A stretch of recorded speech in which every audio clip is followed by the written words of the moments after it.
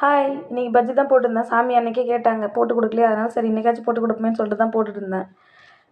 என்கிட்ட பஜ்ஜி கட்டர் இல்லாததுனால கத்தியாலேயே எவ்வளோ மெலிசா கட் பண்ண முடியுமோ அவ்வளோ மெலிசா கட் பண்ணி போட்டுட்டேன். கொஞ்சமாக மாவு மீந்துருச்சா, சரி போண்டா போட்டுடலாமே அப்படின்னு சொல்லிட்டு கூடவே இன்னும் கொஞ்சம் அரிசி மாவு, பச்சை மிளகா, வெங்காயம், கொத்தமல்லி, கருவேப்பிலை, கோஸு எல்லாம் கட் பண்ணி போட்டு ஒரு 4, 5 போண்டா வர மாதிரி போட்டேன். தம்பி வந்து என்னை இடையில டிஸ்டர்ப் பண்ணக்கூடாது அப்படின்ட்டு முன்னாடியே அவனுக்கு குட்டி குட்டி தான் தோசை ஊற்றி கொடுத்துருந்தேன்.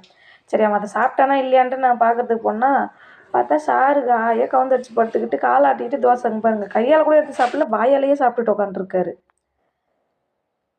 அப்புறம் அந்த மாதிரிலாம் சாப்பிடாத புவி, எழுந்து உட்காந்து சாப்பிட்றா அப்படின்னோடனே அப்புறம் எழுந்து உட்காந்துக்கிட்டான். இந்த மாதிரி காலாட்டத்தில் எங்கேருந்து தான் கற்றுக்கிட்டு வந்தான்னு தெரில. கொஞ்சம் நேரம் சைலண்ட்டாக இருந்து எதனா ஒரு வேலை பார்க்குறாங்கன்னு அர்த்தம். போய் அப்பப்போ இடத்துல செக் பண்ணிக்கிட்டே இருக்கணும் போல் நம்ம. ஆனால் சமத்த பிள்ளை, சொன்னோன்னே எழுந்து உட்காந்து சாப்பிட ஆரம்பிச்சிட்டாரு. பாருங்கள், பார்த்தா உங்களுக்கே தெரியும், நல்ல பையன். ஒரு சில டைம் தான் நல்ல பையன்.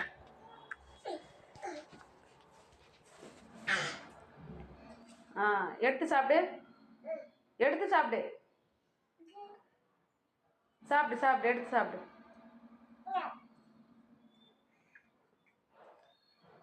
Very good. நல்ல பிள்ளடி தங்கப்பட்டு, சொன்னோடனே கேட்டுட்டே இருப்பார். சரி சரி. ஏ காலி ஆயிடுச்சா சாமி? வேணுமா? வேணுமா? தோசை வேணுமா? படுத்துட்டுலாம் சாப்பிடக்கூடாதா? இங்கே பாரு, அம்மா பாரு.